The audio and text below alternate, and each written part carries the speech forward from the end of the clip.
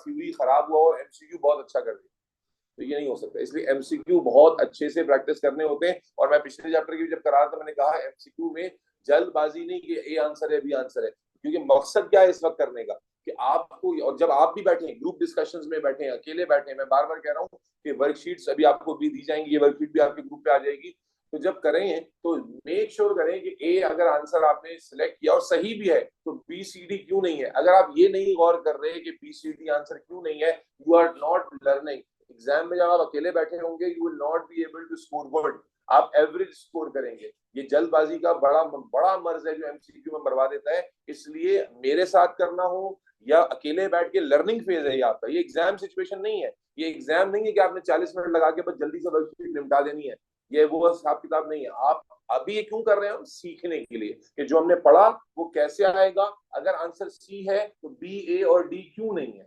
ये क्यों नहीं। देखो जब इस अप्रोच से लर्निंग करोगे तो हर क्वेश्चन में 4 लर्निंग होगी, ठीक है। और अगर सिर्फ बस ए आंसर है, ए आंसर है, आंसर है, सी आंसर है, और फिर जाहिर है वो सिंगल लर्निंग है, और वो इवेंचुअली जो है जब कंफ्यूजिंग ऑप्शंस आएंगे। कल भी मेरी एक बच्ची से बात हो रही थी, किसी ने नंबर दिया, वो कह रही थी सर मुझे मेरा प्रॉब्लम सी डी आ गया, एस केमिस्ट्री ही की बात हो रही थी, तो कहने लगी सर जो है ना मुझे प्रॉब्लम ये आ रहा है मेरे ख्याल में कि जब मुझे बी और सी में से सिलेक्ट करना होता है तो फिर मैं लगता है गलत ही सिलेक्ट करता हूं। तो ये बहुत ज्यादा बच्चों का मसला होता है कि जब क्लोज कॉल होती है एग्जाम में, अकेले होते हैं, टेम्परामेंट चाहिए होता है, एक माहौल बना होता है, तो आपका पाँव फिसलता है, आप गलत जगह पर लैंड करते हैं।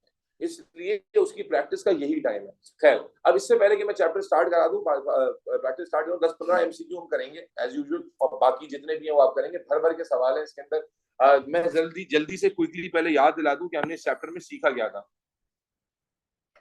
आप पहले आए थे फिर कल नहीं आए थे? हाँ भाई ऐसा ही है।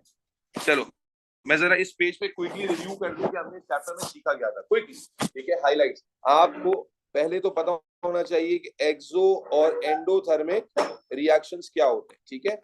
यस और नो चाहिए मुझे आपसे। एक्सोथर्मिक क्या है, जल्दी क्विकली रिवाइज करो, रिकॉल करो। जिसमें हीट रिलीज हो रही है कंक्लूसिवली, हीट जिसमें क्या होती है रिलीज। एंडो क्या है, जिसमें हीट एब्जॉर्ब हो। फिर इसके बाद जो दूसरा कांसेप्ट आपको पता होना चाहिए, that you must be very clear about H1 and H2। H1 H2 किसको रिप्रेजेंट करता है, हीट कंटेंट ऑफ प्रोडक्ट और हीट कंटेंट ऑफ रिएक्टेंट को। एक्सोथर्मिक के अंदर H2 की वैल्यू कम होती है और H1 की वैल्यू ज्यादा होती है। क्यों, क्योंकि जब आप रिएक्टेंट से प्रोडक्ट बना रहे होते हैं दरमियान में हीट क्या हो जाती है, रिलीज हो जाती है, तो प्रोडक्ट की हीट कम होती है, रिएक्टेंट की ज्यादा होती है। ये रिवीजन कर रहे हैं मेरे पास पेपर पे। यहाँ क्या होता है, H2 की वैल्यू ज्यादा होती है, H1 की वैल्यू कम होती है। यहाँ डेल्टा H का आंसर किस में आएगा, हमेशा नेगेटिव। यहाँ डेल्टा H का आंसर किस में आएगा, हमेशा पॉजिटिव।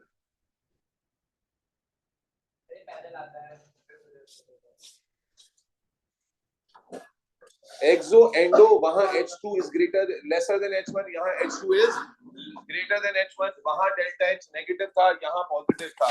लेकिन यहाँ पर एक बात और याद रखनी थी, एक्टिवेशन एनर्जी यहाँ पर भी पॉजिटिव थी और एक्टिवेशन एनर्जी यहाँ पर भी पॉजिटिव थी। एक्टिवेशन एनर्जी क्या होती है, the amount of energy required to start a reaction, ठीक है।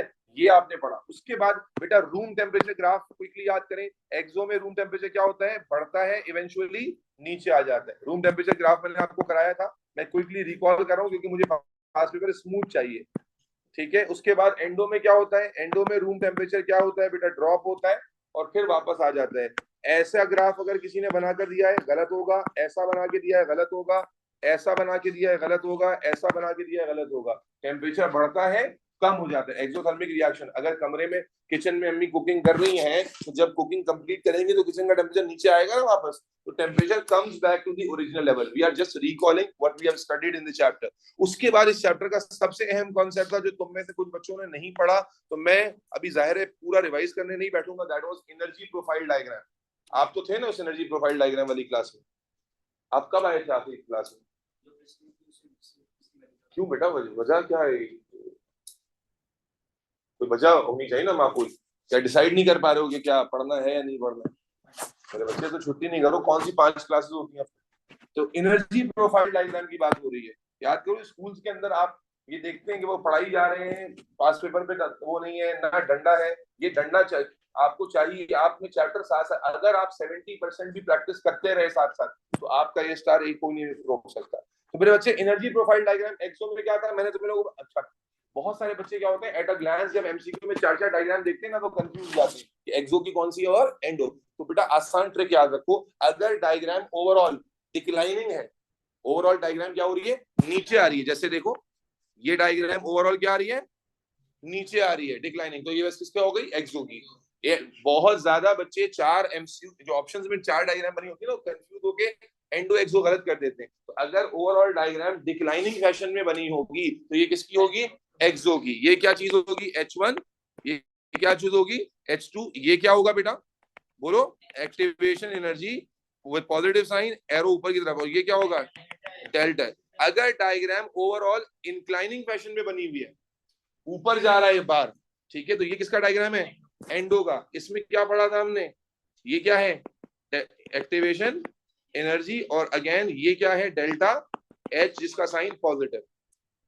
ये बेसिक हाइलाइट्स याद कर रहा हूं, ठीक है जी, ये हमने पढ़ लिया था। अब यहाँ पर मैंने एक सवाल पूछा था, याद करो तुम लोगों से, अगर मैं जनरल क्वेश्चन करूं कि एंडोथर्मिक को रिएक्शन को कराना आसान है या एक्सोथर्मिक को, व्हाट डू यू थिंक, कौन से रिएक्शंस को कराना ज्यादा फीजिबल रहेगा, एक्सो को। क्यों, क्योंकि देखें हमने पढ़ा था कि एक्टिवेशन एनर्जी यहाँ पर बहुत ज्यादा होती है और यहाँ पर एक्टिवेशन एनर्जी कम होती है। एक्टिवेशन एनर्जी क्या है, वो एनर्जी जिसको देकर रिएक्शन स्टार्ट हो जाता है। तो अगर इस डायग्राम पर गौर करें तो जब एक्सोथर्मिक रिएक्शन करा रहे होंगे तो थोड़ी सी एनर्जी देंगे, रिएक्शन स्टार्ट हो जाएगा। एंडो के लिए हमें बहुत ज्यादा एनर्जी देनी पड़ती है, इसलिए in general head to head comparison में कौन से रिएक्शन आसान होते हैं, एक्सो। अब यहाँ पर मैं तुम्हें एक और बात बताना चाहता हूँ।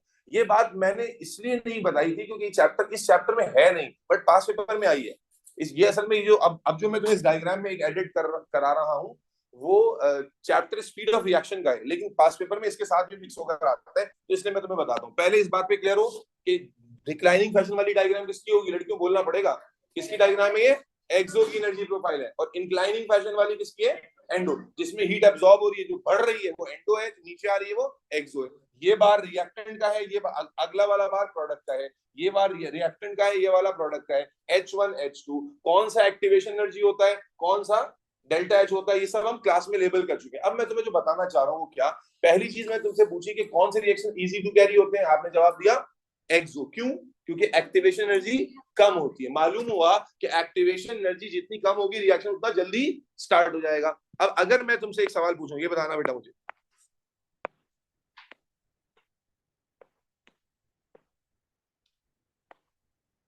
ये मुझे बताओ, ये एंडो की डायग्राम्स है या एंडो और एक्सो की हैं, जी, डायग्राम ए और बी सबका जवाब चाहिए मुझे। एक्सो की है, एंडो की है, दोनों एंडो की है, दोनों एक्सो की है, एक एक्सो की एक एंडो की है, जी दोनों एक्सो की है। हाँ, देखो एग्जामिनर कंफ्यूज करने के लिए वो ऊपर ले जाता है उसको, लेकिन क्या ओवरऑल डिक्लाइन ही हो रहा है इस डायग्राम में, नीचे ही आ रहे हो ना आखिरकार, यहाँ पर भी इससे नीचे आ रहे हो। तो यस, पहली चीज तो यही होगा कि दोनों डायग्राम किसकी है, एक्सो की। फिर लेबल करो जरा मेरे साथ, ये क्या चीज है, एक्टिवेशन। यहाँ पर ये क्या चीज है, यहाँ एक्टिवेशन, यहाँ पर ये डेल्टा एच है और यहाँ पर ये डेल्टा एच है, दोनों एक्सो है, दैट्स एब्सोल्युटली करेक्ट। दोनों एक्सो में बेसिक फर्क क्या है, इसकी एक्टिवेशन एनर्जी कम है, उसकी एक्टिवेशन एनर्जी ज्यादा है। अगर इन दोनों एक्सो में से सेलेक्ट करना हो कि कौन सा इजी हो जाएगा, इजीली कौन सा हो जाएगा, कैसे, इतनी एनर्जी दोगे फिर स्टार्ट होगा, यहाँ थोड़ी सी एनर्जी दोगे स्टार्ट हो जाएगा। तो ए, सबको ये बात समझ आती है फैसल सारे, जिस ये ए वाला जो रिएक्शन है इन दोनों में से जल्दी स्टार्ट हो जाएगा, यस और नो। अब यहाँ पर बेटा एक चीज समझाना चाह रहा हूँ, वो क्या है, वो है कैटलिस्ट। ये कैटलिस्ट ना चैप्टर स्पीड ऑफ रिएक्शन का है, इस चैप्टर में है नहीं, लेकिन इस चैप्टर कैटलिस्ट का इंपैक्ट डायग्राम पे क्या होता है ये इस चैप्टर में पास पेपर में आई हुई है। तो मैं इससे पहले के पास पेपर क्वेश्चंस पे ले जाऊं, मैं तुम्हें बताना चाहता हूँ कैटलिस्ट। ये कैटलिस्ट क्या होते हैं, ये जो है ना एक आसान लफ्जों में यूं समझो कि ये लड़ाई लगाने वाली गुप्पो होती है, एक्सटर्नल एजेंट होती है, ठीक है। कैटलिस्ट क्या होता है कि देखो जैसे दो यानी एक कपल है, मियाँ बीवी हैं, उनमें इख्तलाफात चल रहे हैं। अब एक फुप्पो होती है खानदान, फुप्पो होती है, कोई भी ऐसा करेक्टर होता है, कोई खातून होती है, कोई मर्द भी होते हैं, जैसे कि जनाब वो जाके उसकी बीवी को फोन करके बोल रहा तुम्हारा नहीं है, तुम्हारे बारे में ये कह रहा था, उसके शौहर को बोल रहे हैं तुम्हारी बीवी तो अपनी माँ से तुम्हारी बुराइयां कर रही थी। तो अब क्या हुआ, जो आर्ग्यूमेंट हल्के फुल्के चल रहे थे वो हीटअप हो जाते हैं और यहाँ तक के मार कुटाई या तलाक डिवोर्स तक की बात पहुंच जाती है। कैटलिस्ट भी कुछ ऐसा ही करता है। कैटलिस्ट क्या करता है, रिएक्टेंट कन्वर्ट हो रहा है प्रोडक्ट में स्लोली क्योंकि एक्टिवेशन ज्यादा है। कैटलिस्ट क्या करता है, इस एक्टिवेशन वैल्यू को नीचे ले आता है। क्या मतलब, देखो ऐसा है कि एक चीज 100 रुपए की थी, बेटा दरमियान में किसी की भिन्न आवाज नहीं आनी चाहिए। एक चीज 100 रुपए की थी, 100 रुपए होंगे तो खरीदोगे। जैसे अभी आजादी सेल चल रही है ना हर जगह, ठीक है, तो सेल से खरीदारी करते हैं, बेटर रिलेट कर सकते हैं। एक चीज चलो 100 रुपए की नहीं, 5,000 की थी एक चीज, आपके पास 5,000 होते तो आप खरीद सकते थे, लेकिन आपके पास थे सिर्फ 2,500 रुपए। अब उसने फ्लैट 60% ऑफ लगा दिया, चीज हो गई 2,000 की। तो पहले अगर आपके पास 5,000 होते तो आप खरीद पाते, लेकिन अब क्या हुआ, रिक्वायरमेंट ही नीचे आ गई, सेल पर वो 2,000 का हो गया, आपके पास 2,500 है, अब आप ले लोगे। यस और नो, बिल्कुल ऐसी जब किसी रिएक्शन में हम कैटलिस्ट डाल देते, देखो ये मान लो ये रिएक्शन बगैर कैटलिस्ट के हो रहा है, अगर मैं कैटलिस्ट डालूंगा तो क्या होता है, catalyst brings the activation value down. Catalyst क्या करता है, वो जो ऊपर जा रहा था ना इस ग्राफ में, क्या कर रहा है बच्चा, एक्टिवेशन वैल्यू को नीचे ले आता है। क्या मतलब, अगर मैं अब इसमें लेबल करूं, फिर से देखो, अब अगर मैं लेबल करूं तो ये होगी ना एक्टिवेशन वैल्यू, यस और नो, और ये चूंकि नई एक्टिवेशन वैल्यू है इसीलिए इसे EA डैश लेबल करोगे।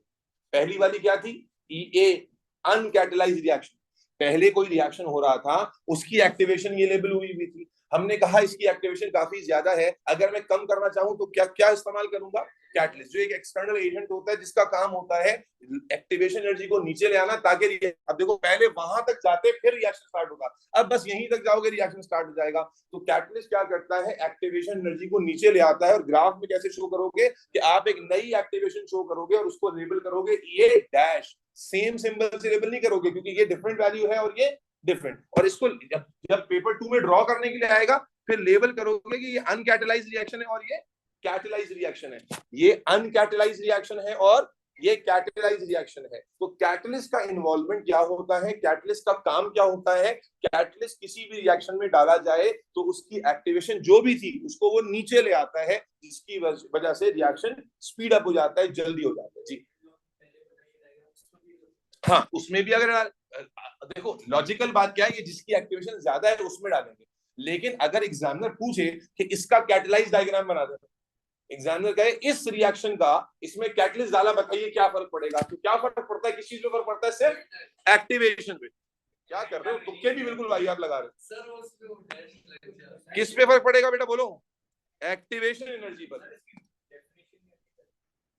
कोई डेफिनेशन बेटा स्पीड ऑफ रिएक्शन में आएगी, अभी तो पता है, तुम लोग आधी बात सुनो, स्पीड ऑफ रिएक्शन का टॉपिक है कैटलिस्ट, यहाँ पर हम कैटलिस्ट का इफेक्ट देख रहे हैं, अगर अपनी समझ के लिए आप नोट करना चाह रहे हैं तो कैटलिस्ट वो एजेंट होता है जो एक्टिवेशन एनर्जी को नीचे ले आता है, जिससे रिएक्शन जल्दी स्टार्ट हो जाती है, which speed up the reaction by lowering the activation energy. लेकिन असल यहाँ जो सीखना है, that is the impact of catalyst on the Basel. Catalyst क्या करता है पहले समझते हो, catalyst lowers the activation value, जिसकी वजह से रिएक्शन जल्दी स्टार्ट हो जाता है। और एक और बात समझे, क्या कैटलिस्ट डेल्टा एच को इंपैक्ट कर रहा है, डेल्टा एच कब इंपैक्ट होता है, जब ये और ये बार चेंज होते हैं, क्या कैटलिस्ट इन बार्स को चेंज कर रहा है, नहीं कर रहा। देखो याद रखो, मैंने बताया था एनर्जी प्रोफाइल डायग्राम पे बड़े सवाल आएंगे, अभी पास पेपर खोलते ही तुम्हें नजर आना शुरू हो जाएंगे, इसलिए डायग्राम जिन्होंने भी नहीं की थी मैं फिर कहूंगा कि आप तसल्ली से इसको दोबारा देखें। आपस में बातें ना करने का क्या मतलब होता है, उसी से पूछ लो, दोनों को बाहर बिठा देता हूं। क्या कहा हमने, फिर सुनिए, जो सवाल आ रहा है आप हैंड रेस करके मुझसे पूछें। जी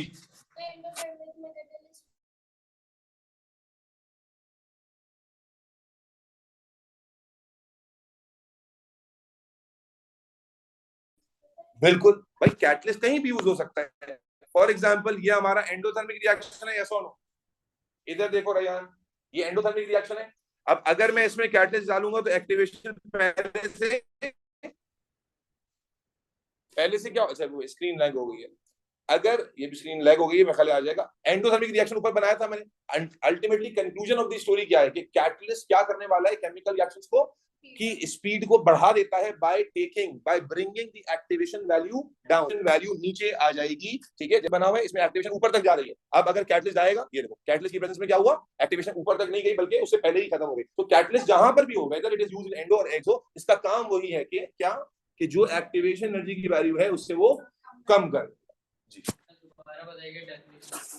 कैटलिस्ट की definition you are not suppose to write in this chapter. अगर अपनी नॉलेज के लिए लिखना चाहते हो तो it is an agent which lowers the which speed up the reaction by lowering activation energy. It speeds up the reaction by lowering activation energy.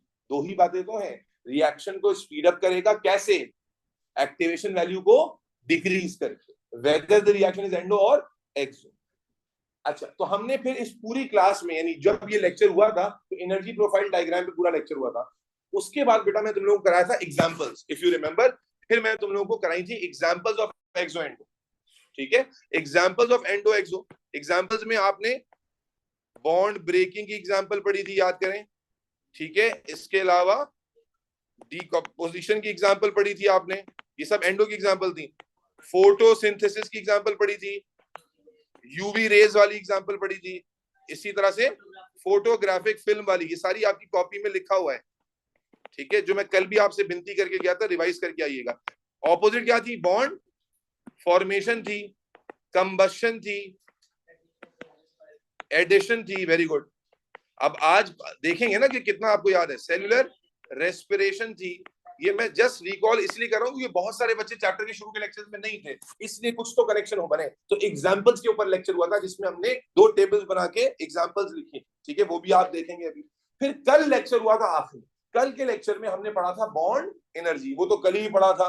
मैं सिर्फ वो जुमला याद दिलाऊंगा कि बॉन्ड ब्रेकिंग एंडोथर्मिक होती है, बॉन्ड फॉर्मेशन एक्सोथर्मिक होती है, और कोई रिएक्शन जब होता है तो रिएक्टेंट साइड पर बॉन्ड ब्रेक होते हैं। Very good. और प्रोडक्ट साइड पर बॉन्ड फॉर्म होते हैं। और अगर स्ट्रॉन्ग बॉन्ड्स टूटे, सुनना गौर से, जवाब देना, स्ट्रॉन्ग बॉन्ड्स टूटे और वीक बॉन्ड बने तो रिएक्शन कैसा होगा, एंडोथर्मिक। और अगर वीक बॉन्ड टूटे और स्ट्रॉन्ग बॉन्ड्स बने तो रिएक्शन कैसा होगा। और कल हमने इसका न्यूमेरिकल भी किया था। Now we are fully ready to jump into the discussion of the chapter. बिस्मिल्लाहिर्रहमानिर्रहीम।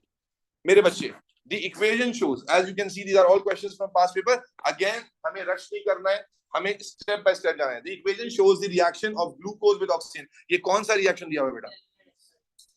क्या आपके रजिस्टर में ये रिएक्शन आपने लिखा है? This is the reaction of cellular, बोलो बेटा, cellular respiration. अक्सर बच्चे, अक्सर एग्जाम्पल नहीं पढ़ी होती ना, तो जो बायोलॉजी वाले हैं एट अ ग्लांस को फोटोसिंथेसिस समझ लेते हैं।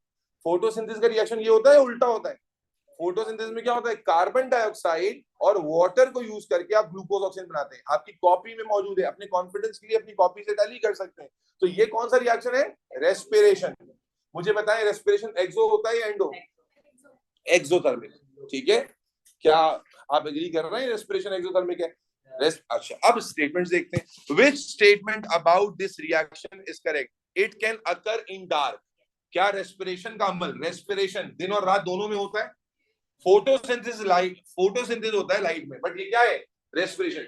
जो एग्जाम का देखो, फिर यहाँ पे बोलूंगा, एग्जाम ना आपके साथ साइकोलॉजिकल गेम खेलता है। अगर एट अ ग्लांस आपने ग्लूकोज देख के इसको फोटोसिंथेसिस समझा होगा, तो जैसे ही आप पढ़ेंगे इट अकर्स इन डार्क, आप बोलेंगे हाँ फोटोसिंथेसिस से रिलेटेड ऑप्शन। तो आगे चलते हैं। It is endothermic. क्या एंडोथर्मिक प्रोसेस है? हमें पता है रेस्पिरेशन कैसा होता है, एक्सोथर्मिक। फिर इट नीड्स क्लोरोफिल। क्या रेस्पिरेशन में क्लोरोफिल चाहिए? नहीं चाहिए। It occurs in plants but not in animals. क्या इंसानों में रेस्पिरेशन नहीं होती? एनिमल्स में भी होती है, प्लांट्स में भी होती है। मालूम हुआ हमारा आंसर क्या हो गया, ऑप्शन ए, क्योंकि रेस्पिरेशन के बारे में we know that it can occur in dark. अब देखो, पहले दूसरा सवाल देखो, एनर्जी प्रोफाइल। आप भर भर के देखेंगे डायग्राम वाले। जल्दी से मुझे बताओ, ये डायग्राम एक्सो की है कि एंडो की? एंडो। अब कैसे अंदाजा हुआ, एट अ ग्लांस ऊपर इंक्रीजिंग ट्रेंड है। ये गलती नहीं होनी चाहिए कि आप आउट ऑफ कंफ्यूजन इसे गलत सिलेक्ट कर लें। अब मुझे वैसे बताओ, what is this, what is this? Endo है, ये एंडो का डायग्राम। एंडो में क्या होता है, यहां से लेकर ऊपर तक ये क्या होता है, एक्टिवेशन एनर्जी। और ये लाइन बार का जो डिफरेंस होता है, ये क्या होता है, डेल्टा एच। लेकिन डेल्टा एच का एरो नीचे होता है, ये ऊपर होता है? देखो, सोच के जवाब दो। एंडोथर्मिक है, यस और नो? लेट मी राइट, अभी तुम्हारे सामने बनाया था मैंने जी। तो सोच के जवाब दो ना, ऊट पटांग जवाब देने का मकसद नहीं है। और पीछे वाले बिल्कुल पार्टिसिपेट नहीं करेगा। देखो बेटा, आपने पहले आइडेंटिफाई किया ये डायग्राम एंडो का है, ये क्लियर है। फिर एंडो की डायग्राम में 3 लेबल उसने दिए हुए एक्स वाई जी करके। अब ये जो गैप आपने पूरा पढ़ा है, आपने बनाई हुई है डायग्राम, ये क्या है? एक्टिवेशन एनर्जी, एरो भी ऊपर की तरफ। फिर ये वाई एंडो में कुछ भी नहीं होता। उसके बाद ये जो जी है, इस लाइन और इस लाइन का डिफरेंस, ये आपने डेल्टा एच लेबल किया हुआ है, लेकिन हमने जो लेबल किया उसका एरो कहाँ होता है? ऊपर की तरफ। ये भाई साहब ने बनाया हुआ है नीचे। अब सवाल देखते हैं क्या है। Which statement is correct? कौन सी स्टेटमेंट ठीक है? The reaction is exothermic.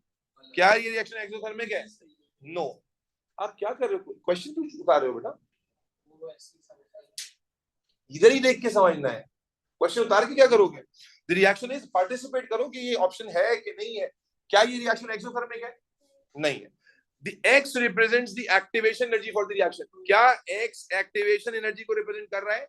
क्या आपने लेबल याद किया है? तो यहां से लेकर यहां तक एक्टिवेशन होती है एंडो में, यस। लेकिन मैंने पहले भी बताया था कि आप आंसर पे डायरेक्टली जंप नहीं करते, you have to read every option. तो हम इसको क्रॉस नहीं करेंगे, आगे चलेंगे। Y represents delta H for the reaction. क्या Y delta H रिप्रेजेंट करता है? Absolutely not. Z represents the energy given out, यानी डेल्टा H। क्या Z से वो एनर्जी रिप्रेजेंट हो रही है जो गिवन आउट है? क्या एंडो में एनर्जी रिलीज होती है? एंडो में तो एनर्जी क्या होती है? एब्सॉर्ब। तो सारे ही ऑप्शन क्या हुए? गलत हो गए। हमारा ऑप्शन बी ठीक हो गया। क्यों? क्योंकि X is representing activation energy. Which process? अब देखो एग्जांपल्स आ रही है, जो मैं कल बार बार कह रहा था, एग्जांपल इस तरह से आती है, और अगर आप एग्जांपल्स नहीं कवर की है तो आप फंसेंगे। आपने एग्जांपल वाली क्लास नहीं थी ना? चलो, which process is endothermic? Endothermic का दिमाग में वो चार्ट खुल जाना चाहिए जो हमने एग्जांपल की है, और फिर देखते हैं। Atoms bonding to form molecule, bond formation. Bond formation endo होती है कि एक्सो? एक्सो। तो क्या ये हमारा आंसर होगा? नहीं। The chemical reaction occurring in a fuel cell. Fuel के रिएक्शन एक्सो होते हैं कि एंडो होते हैं? फ्यूल जब जलाते हैं, फ्यूल की कंबशन, तो कैसा प्रोसेस होगा? एक्सो। ये भाई साहब पूछ रहे हैं endo. The reaction of carbon dioxide and water to produce glucose and oxygen. ये कौन सा रिएक्शन लिखा हुआ है? The reaction of carbon dioxide and water to produce glucose and photosynthesis. कैसा रिएक्शन होता है फोटोसिंथेसिस? एंडो। तो क्या यही हमारा आंसर होगा? उधर देख रहे हो, इधर नहीं पढ़ना है। और the reaction of methane with oxygen to produce water and carbon dioxide. ये मीथेन का ऑक्सीजन से रिएक्शन, कौन सा रिएक्शन होगा ये? जब किसी रिएक्शन में ऑक्सीजन आ जाए तो हम कौन क्या कहते हैं वो रिएक्शन? और कंबशन एंडो होता है कि एक्सो होता है? एक्सो होता है। तो इसका मतलब हुआ ये भी गलत। आंसर क्या बन जाएगा? सी। क्यों? देखो, उस वो फोटोसिंथेसिस भी तो लिख सकता था ना, लेकिन उसको पता है कि बच्चे ने गलती करनी है, तो हम क्यों ना स्टेटमेंट में लिखें the reaction of carbon dioxide and water to produce glucose and oxygen, this is the equation of photosynthesis. चलो, अब पता है, रिवाइज किया हुआ है, तो फौरन कनेक्ट हो जाएगा। नहीं, वो ही नहीं आएगा जो नहीं पता है। चलो, ये देखो, वो जो मैंने कल बॉन्ड एनर्जी वाली बात की थी, ये आगे। The reaction of hydrogen and with chlorine to form gaseous hydrogen chloride is exothermic. ये उसने बता दिया कि ये रिएक्शन कैसा है? एक्सो। अब 2 मिनट के लिए छोड़ दो। एक्सोथर्मिक रिएक्शन में क्या होता है? स्ट्रॉन्ग बॉन्ड्स टूटते हैं या बनते हैं?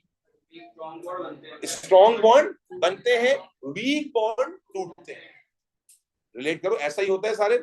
एक्सोथर्मिक उसने बता दिया, बॉन्ड फॉर्मेशन एक्सो होती है। तो एक्सोथर्मिक रिएक्शन में स्ट्रॉन्ग बॉन्ड्स फॉर्म हो रहे होते हैं, वीक बॉन्ड टूट रहे होते हैं। या यूं कह लें कि बॉन्ड ब्रेकिंग में कम एनर्जी लग रही होती है और बॉन्ड फॉर्मेशन में ज्यादा एनर्जी रिलीज। तो हमें कॉन्सेप्ट रिवाइज हो जाना, ऐसा ही होता है नहीं होता? अब देखते हैं स्टेटमेंट क्या है। ठीक है, वो कहता है which of the statement is correct? The total energy of bond formation is greater than total energy of bond breaking, yes और no? Total energy of bond formation is greater than total energy of bond. It could be correct. Again, हम फौरन से answer पे नहीं जाएंगे। The total energy of bond breaking is greater than total energy of bond formation. नहीं, जो गलत है उसको गलत करते जाओ। बॉन्ड ब्रेकिंग की एनर्जी फॉर्मेशन से अगर ज्यादा होती तो फिर तो क्या होता? एंडो होता। फिर the temperature of the reaction mixture falls during the reaction. अगर रिएक्शन एक्सोथर्मिक होता है तो क्या होता है? टेम्परेचर बढ़ जाता है। The temperature of the reaction mixture remains unchanged. क्या रिमेन्स अनचेंज रहता है? नहीं। तो हमारा आंसर क्या हो जाएगा बेटा? क्योंकि we know that total energy in bond formation for exo is more than total energy which is used in bond breaking. देखो फिर एनर्जी प्रोफाइल डायग्राम आ गई, यहाँ पर वैल्यूज भी आई हैं, कुछ मैथ्स पूछी है, लेकिन कॉमन सेंस होगा तो कर लोगे कि एनर्जी प्रोफाइल डायग्राम में सुन कोई किसकी है, एक्सो की एंडो की है? देखो ओवरऑल कहाँ जा रही है, नीचे जा रही है, तो ये किसकी है, एक्सो। और एक्सो का मतलब ये हो गया, ये चीज क्या है, ये चीज क्या है, एक्टिवेशन, और ये चीज क्या है, डेल्टा एच। चलो अब क्या कह रहा है, what is the value of activation energy for the reaction? Activation कितनी है, देखो ये 250 है, ये 150 है, तो दरमियान का गैप कितना हुआ, 100। प्लस में क्या माइनस में? माशाल्लाह माशाल्लाह, माइनस में क्यों होगा भाई?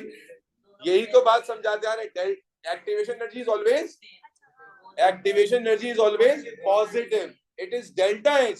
देख रहे हो उसकी कमीनापन, उसने आपको एंडो एक्सोथर्मिक दिखाया ताकि अगर आप जल्दबाजी में करें, जैसे आप फंसे, इसी तरह ही बच्चे फंसते हैं। आप तो यही सोच के करके आते हो कि मैंने सही लगाया होगा, ये समझो, इसलिए होशो हवास बाकी रखना जरूरी है। उमर साहब पार्टिसिपेशन क्यों नहीं हो रही आपकी तरफ से? ये समझे कैसे हुआ ये 100, और ये माइनस में क्यों नहीं हुआ?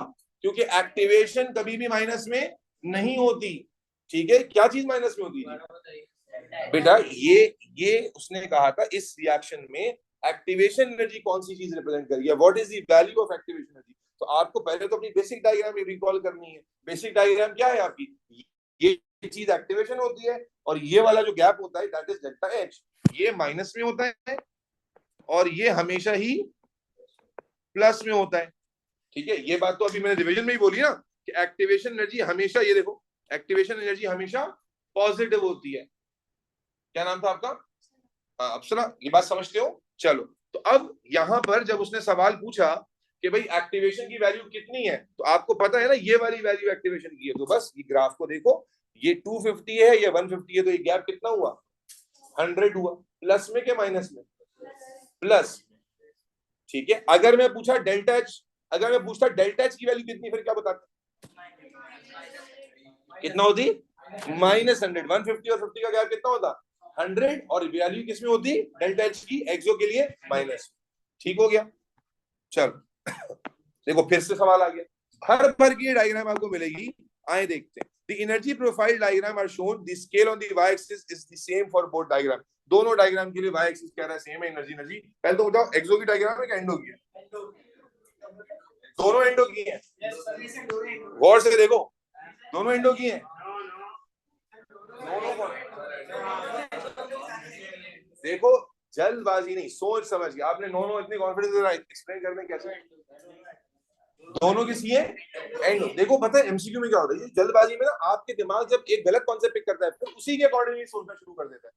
ये दोनों एंडो की हैं कैसे? अब तो शॉर्टकट याद है ना कि ओवरऑल यहाँ ज्यादा इंक्लाइंड आ रहा है, लेकिन यहाँ जरा सा इंक्लाइंड आ रहा है, इंक्लाइंड भी आ रहा है, तो दोनों ही किसकी डायग्राम है, एंडो की।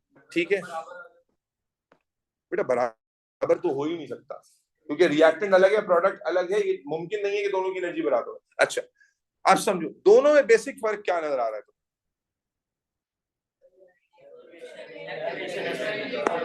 चलो देखते हैं, सवाल देखते हैं। Which statement is correct, both reactions are exothermic. अब मुझे बताओ कि जब कहीं ऊपर नीचे ग्रेड शिफ्ट होगा, ये मैं कहूंगा ना कि ये इसी यस की वजह से हुआ है। अभी डिस्कशन की कह रहे हैं बोथ आर तो यस, सही समझ रहे हैं, both are exothermic. Okay, only one reaction is endothermic, ये भी गलत हो गया। The activation energy for reaction 1 is smaller। देखो एक्टिवेशन एनर्जी पहले बना लेते हैं ना, ये इसकी एक्टिवेशन है और ये इसकी एक्टिवेशन है। Reaction activation energy for the reaction 1 is smaller, नहीं। The active enthalpy change, what is enthalpy change? Delta H. The enthalpy change for reaction 2 is larger than enthalpy change for reaction 1। देखो इसका delta H क्या है, इतना सा delta H है, और इसका डेल्टा एच कितना है, ठीक है? तो इंथैल्पी चेंज डेल्टा एच है रिएक्शन 2 का, वो लार्जर है रिएक्शन 1 से। ठीक हो गया? तो करेक्ट आंसर क्या बन गया? ओके, अब इस तरह का सवाल आ जाता है, अब बच्चा कहता है सर ये रिएक्शन तो डिस्कशन में नहीं आया कभी। भाई it's not about reaction, it's about concept. पूछ क्या रहा है वो, ठीक है।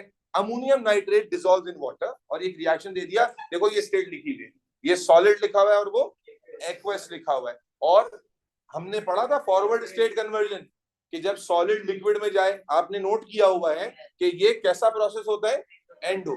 जब सॉलिड टूट कर लिक्विड बनता है तो इसके लिए एनर्जी यूज होती है, आपने अगेन कॉपी में लिखा हुआ है, ठीक है।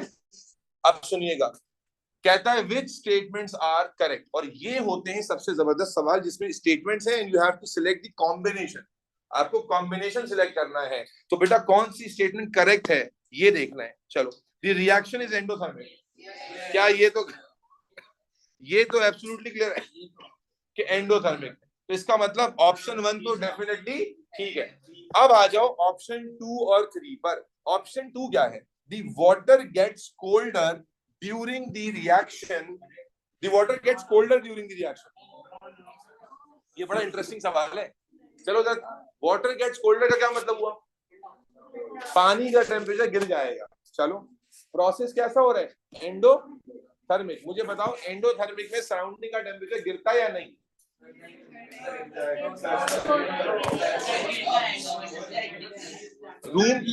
रूम टेम्परेचर ग्राफ देखो ना बेटा,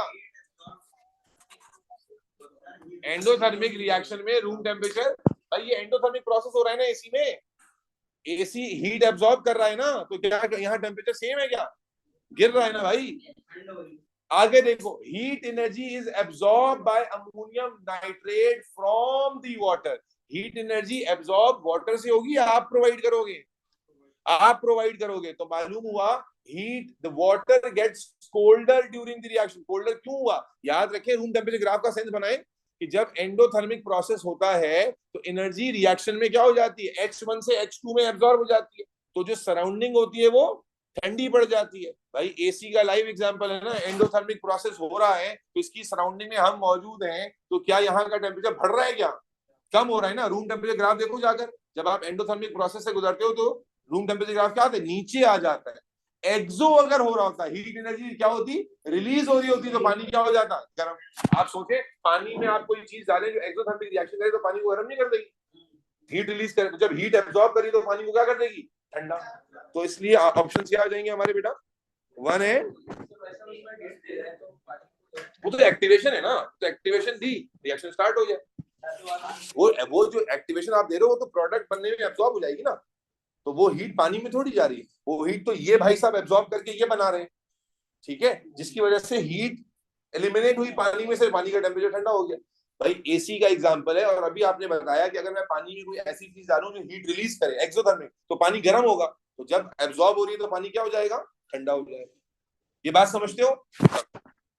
अब देखो, ये मैं कल कह रहा था कि ये लंबे लंबे ऑप्शन आते हैं, जो बॉन्ड ब्रेकिंग, बॉन्ड फॉर्मेशन, अगर आपको कंसेप्ट पता नहीं, देखो ये पूरा पैराग्राफ लिख के दिया है उसने, और अगर आप गौर से देखोगे बिल्कुल एक ही पैटर्न में लिख के देता है। अब देखिए सवाल क्या है, विच स्टेटमेंट अबाउट एक्सोथर्मिक, दोनों पूछ लिए, exothermic and endothermic reaction is correct. Exo का भी पूछा है और एंडो का भी पूछा है, क्या है, अब गौर से स्लोली पढ़ना है। In an endothermic reaction energy is used to break bonds, ये यहां तक ठीक है नहीं है? In endothermic reaction energy is used to break bond, but no energy is released when bonds are formed, but no energy is release. क्या bond formation में energy release नहीं होती? होती है। Bond formation is exo, bond breaking is endo. ये भाई साहब कह रहे हैं कि बॉन्ड ब्रेकिंग में एनर्जी लगेगी, फॉर्मेशन में कोई एनर्जी रिलीज नहीं होगी, तो ये स्टेटमेंट गलत हो गया। दूसरा देखें, क्या नाम था आपका, लाइवा। In an endothermic reaction energy is release, Umar, in an endothermic reaction energy is release when bonds form. जब बॉन्ड फॉर्म होते हैं तो एनर्जी रिलीज होती है, जब बॉन्ड फॉर्म होते हैं तो एनर्जी रिलीज होती है, ये स्टेटमेंट तो ठीक है, but more energy is used to break the bonds, yes और नो?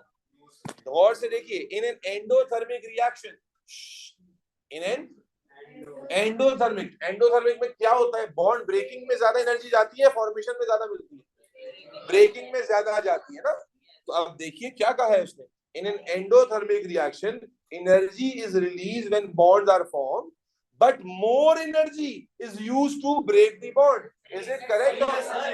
तो अफसोस मुझे ये हो रहा है कि ये दूसरे अटेम्प्ट में क्यों सही लगता है, पहले अटेम्प्ट में आधी क्लास ये स्टेटमेंट सारे साहब स्टेटमेंट ही है पक्का। चलें तीसरा चौथा भी देख लें पहले। In an exothermic reaction, exothermic energy is release both by breaking and forming bond. Okay, in an exothermic reaction energy is released when bonds form but no energy is needed to break bond. जी उमर साहब, क्या bond तोड़ने के लिए energy चाहिए या नहीं चाहिए? चाहिए। ये कह रहे हैं कि नहीं चाहिए, गलत हो गया। आंसर क्या हो गया? बी हो। फिर से आ गई एनर्जी प्रोफाइल डायग्राम। ये किसकी है? एंडो की, एक्सो की? ये आर क्या है? ये आर क्या है? ये सही बना हुआ है एरो नीचे या ऊपर होना चाहिए था? सही बना हुआ है। वो देखो क्या गलत है, बताओ बताओ, गलत बताओ क्या है। चलो, with what does the arrow R on the diagram represents? arrow R क्या रिप्रेजेंट कर रहा है? Endothermic energy change. क्या ये एंडोथर्मिक था? Activation energy. क्या ये एक्टिवेशन एनर्जी है? एक्टिवेशन है क्या ये? सी क्या है? The energy taken in by the reactant. No, the enthalpy change of the delta H is enthalpy change. चलो, द इक्वेशन, अच्छा यहां पर ना इस क्वेश्चन में वो ऑक्सीडाइज रिडॉक्स वाला चैप्टर भी शामिल है, ठीक है जी, तो इसलिए इसको छोड़ दें। हाँ ये जरूर है कि डेल्टा एच प्लस 131 है, तो क्या पता चल रहा है? एंडो। ओके, ये देखें फॉरवर्ड बैकवर्ड वाला कॉन्सेप्ट हमने समझा था कि फॉरवर्ड में एंडो हो तो बैकवर्ड में एक्सो होगा, फॉरवर्ड में एक्सो हो तो बैकवर्ड में एंडो होगा। ये उसका सवाल आ गया। पहले मुझे बताएं ये रिएक्शन एंडो है क्या एक्सो है? किसमें? एंडो है, ठीक है। अब कहता है Which row is correct? कौन सी रो ठीक है? अच्छा जी, क्या दिया हुआ है? The reaction is endothermic, the reaction with greater activation energy। अच्छा, इससे पहले कि मैं आपको डायरेक्टली आंसर पे ले जाऊं, मुझे बताएं ये रिएक्शन एंडोथर्मिक है तो यही करते हैं सारे आप, ठीक है। अगर एंडोथर्मिक है तो ये फॉरवर्ड में एंडोथर्मिक होगा ना, ये फॉरवर्ड में एंडोथर्मिक हो, और अगर इसका मैं बैकवर्ड बनाऊं तो क्या होगा? एक्सो। एक्टिवेशन एंडो की ज्यादा होती है कि एक्सो की? एक्टिवेशन एनर्जी एंडो की ज्यादा होती है कि एक्सो की? एंडो की। अच्छा अब देख, अब सवाल आएगा समझ में। ओके, पहले उसने कहा था रिएक्शन दैट इज एंडोथर्मिक। कौन सा एंडोथर्मिक है, बैकवर्ड या फॉरवर्ड? ये जो डायग्राम बनी हुई है किसकी बनी हुई है? ये फॉरवर्ड रिएक्शन, तो ये बैकवर्ड तो नहीं होगा। बैकवर्ड बैकवर्ड कैंसिल, कैसे कैंसिल हुआ भाई? अरे ये बात भाई, ये डायग्राम जो बनी हुई होती है वो फॉरवर्ड डायरेक्शन की बनी होती है, तो फॉरवर्ड डायरेक्शन में क्या है? एंडो। तो पहला उसने बोला था रिएक्शन दैट इज एंडोथर्मिक। कौन सा वाला एंडो है, बैकवर्ड या फॉरवर्ड? फॉरवर्ड। तो इसलिए ए और बी तो रूल आउट हो गए, ठीक है। अब रह गया सी डी। अब यहाँ आ गया रिएक्शन विद ग्रेटर एक्टिवेशन। तो एक्टिवेशन एंडो की ग्रेटर होती है क्या एक्सो की? एंडो की। और एंडो कौन सा वाला था? फॉरवर्ड वाला। तो इसलिए अब तुम मुझे बताओ सी कैसे होगा? दिल चाह रहा था चप्पल गा के तुम्हारे मुंह पे लगाऊं, सोचना नहीं है। सी है, सी है, सी है। तुम्हें मैंने पूछा इधर तवज्जो रखो भाई, ये डायग्राम किस रिएक्शन की दी हुई थी? एंडो की। तो ये तो समझ आ गया कि फॉरवर्ड में एंडो है। फिर एंडो एक्सो में से एक्टिवेशन किसकी ज्यादा होती है? छोड़ शायद, एंडो एक्सो में से किसकी एक्टिवेशन ज्यादा होती है? एंडो की। तो एंडो किसमें है? फॉरवर्ड में है ना। अच्छा ये मोल का क्वेश्चन है। अच्छा इस तरह के क्वेश्चन दरमियान में आ जाते हैं, तो ये मोल का क्वेश्चन है। चलिए क्वेश्चन नंबर 13, ये क्या है भाई बताओ मुझे? एंडो है एक्सो है? एंडो है, ठीक है। अच्छा again, which statement about this reaction is correct? पहला, it is endothermic, yes or no? And the activation energy is P minus Q. What is P minus Q? ये क्या एक्टिवेशन एनर्जी ये होती है एंडो में? तो इसका मतलब पहला हिस्सा तो ठीक था, दूसरा हिस्सा गलत है। क्यों? क्योंकि भाई ये एंडोथर्मिक तो है, लेकिन एक्टिवेशन एनर्जी जो होती है वो यहां से यहां तक होती है। ये कह रहे हैं भाई साहब P minus Q। Is that clear? उसके बाद आ जाए, it is endothermic and activation energy is P minus R। P minus R is this। Is this correct? Yes it is। आगे ऑप्शन भी देख लें, इट इज एक्सो, एक्सो तो है ही नहीं, एक्सो तो है ही नहीं, तो आंसर क्या हो गया? चल, ये भी बहुत अच्छा सवाल है, इसमें यूनिक किस्म की डायग्राम्स हैं। देखिए, a fuel is completely burned in air, fuel की बर्निंग की बात होती है तो कौन सा रिएक्शन होगा? Exo. Carbon dioxide, water and heat are produced, बोल भी दिया heat is produced. Which energy profile diagram is correct for burning a fuel? ये कौन सा डायग्राम होना चाहिए, एक्सो का या एंडो का? किसका डायग्राम होगा? एक्सो। अब जो डायग्राम ऊपर की तरफ जा रही है ये कैंसिल, जो डायग्राम ऊपर की तरफ जा रही है वो कैंसिल। क्यों? क्योंकि ऊपर की तरफ कौन सा जाता है? एंडो। फ्यूल की बर्निंग कौन सा प्रोसेस है? एक्सो। तो हमारा आंसर ए और सी में से होना चाहिए, कौन सा आंसर होगा? अच्छा, मुझे बताएं ए में क्यों गलत है?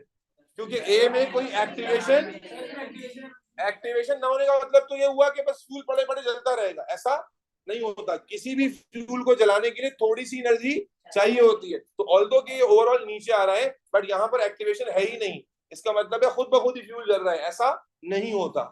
Is that clear? Which statement, okay, this is again a very good question. Which statement about endothermic reactions are correct? देखो, ज्यादा एनर्जी प्रोफाइल तो बिल्कुल ही, अगर पढ़ा हुआ है ना आपने तो एनर्जी प्रोफाइल एक दफा समझना होता है, फिर आप कर लेते हैं। लेकिन ये जो सवाल आते हैं ना थोड़े से डिफरेंट, इसमें गलती और हो जाती है आपसे। Which statement about endothermic reactions are correct? Endothermic के बारे में कौन सा ठीक है? और स्टेटमेंट वाले सवाल है, तवज्जो। Energy is absorb from the surrounding, yes और नो?